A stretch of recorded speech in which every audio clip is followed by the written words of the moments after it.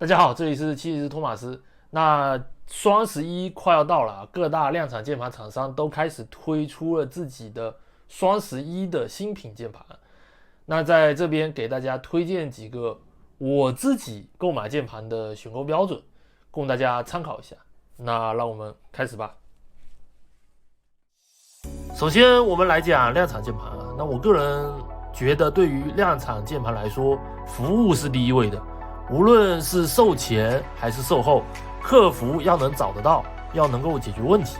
现在大家对于键盘的要求高了，了解的东西也多了，而很多键盘厂商的客服甚至都不敢相信键盘还有好坏之分，和这样的客服沟通呢，非常的费劲，甚至会闹出笑话来。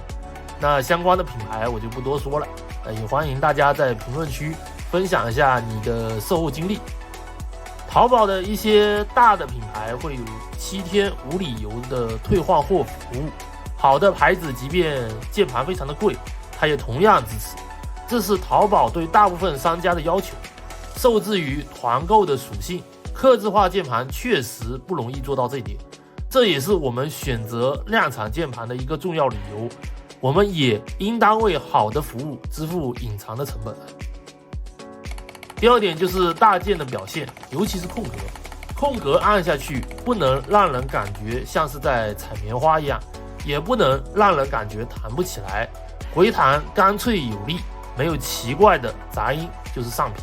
其实量产键盘的大键更容易调好，因为量产键盘的尺寸是稳定的，公差比较小，卫星轴或者是平衡杆也没有经过长途的运输，损坏的几率比较小。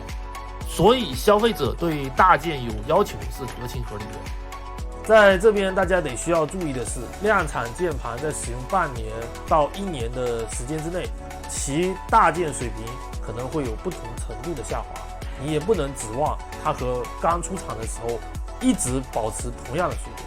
这也是我在做键盘体验的时候非常纠结的一个问题。那如果大家有想要看这些老的键盘使用半年之后到底是个什么样的体验，也别忘了给我点关注。第三个就是轴体了。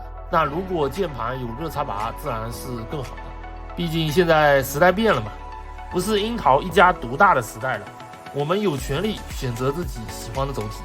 如果你对客制化轴体是一无所知，那么我建议大家去选择线性轴，因为线性轴的手感是完全可以通过你现在正在使用的机械键盘去横向对比的。而与之相对的大段落轴，我个人用到现在还没有一个特别满意的，而且手感和传统的樱桃茶轴也是完全不同的。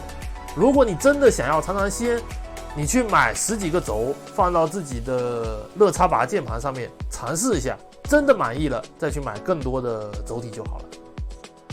那顺带说下我对 Gasky 结构量产键盘的看法。现在量产键盘厂商对 Gasky 结构的探索我觉得还是不足的。Gasky 结构并不是加几个垫片就完事了，买到键盘之后你需要后续改装下才能够获得更好的效果。那我个人也比较排斥买来之后还要花钱花精力的量产键盘。那我也在这边强烈建议大家在选购之前看清楚自己拆卸键盘之后会不会影响键盘的保修。如果你完全不懂，那就说明你不是他的目标客户啊，你就不要买。剩下的就是看你自己的偏好了，比如说静音棉，如果你对声音有追求，注意一下是否有静音棉即可。另外单模、双模、3模，我本人其实都不是非常的在意。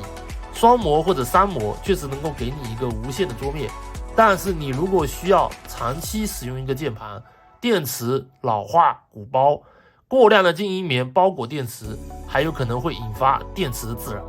键盘的颜值方面，我觉得500块钱以内的键盘就不需要在意颜值了，绝大多数这个价位段的键盘都是公模换皮，差也差不了多少。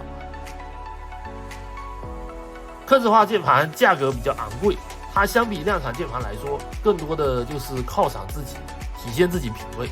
其实没有严格意义上的对和错之分，只要买键盘不被骗，买什么都是自己的自由啊。对于第一次购买客制化键盘的朋友来说，你一定要明白，客制化键盘很少有卖成品键盘给你的。你一定要学会自己组装，要学会调教卫星轴。不会调教键盘，可能最后的实际体验还不如量产键盘。所以隐藏的工具成本、轴体成本、时间成本、学习成本都是不小的。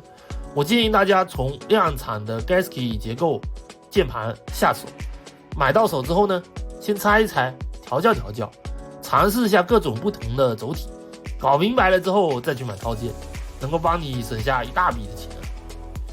客制化键盘的圈子，防骗一直都是非常重要的议题。随着量产键盘厂商的强大，骗子的生存空间比去年来说已经小了很多。新人真的已经很幸福了。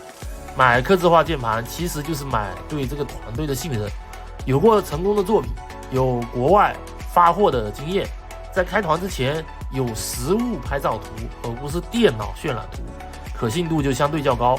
实在看不出来的话，就看作品的美感。我个人认为，客制化键盘的美感，如果不是来源于键盘表面的各种图案，而是来源于整体的结构设计，这就属于一个上品的键盘。大幅重新设计键盘的外形，还有其内部的结构，对于一个骗子来说，成本就自然太高了。多了解一下键圈近几个月的发车情况，提高对键盘的审美，其实也能够有效的防止被骗。另外就是发货时间啊，我个人建议整个团购周期最长不要超过半年。大家回顾一下去年和今年的键圈，已经是完全不同的两个环境了。我以前也不会相信键盘会和手机一样有更新换代的情况，现在也不得不信。你总不希望等到键盘收货的时候，你的键盘就已经过时了吧？可以试想一下，你1年之后收到的键盘，除非有非常重大的质量问题，面对一些键盘上面的小瑕疵，或者是设计上的落伍、设计上的不满意，你就没有必要再去网上再去发帖去反馈自己的感受了。团购周期越短，你的这个键盘自然而然就会越保值啊。常用的配件这些东西就足够了，大家可以截图一下。推荐的东西都是我自己购买过的，没有任何的利益相关。以上这些工具类的东西，我觉得没有必要跟风买最新的。工具就只是工具，不存在什么贵贱之分，只要能让键盘拥有你满意的手感就可以了。最后一个提醒就是，我个人买键盘很多时候是为了做节目，在起步阶段自掏腰包买键盘是常态，大家切忌盲目模仿我。如果你想支持我，多点一个关注，多点一个3连，就是最好的支持了。以上就是本期视频的全部内容了。这边是七骑士托马斯，给你一个有人情味的键圈评论，让我们下期再见。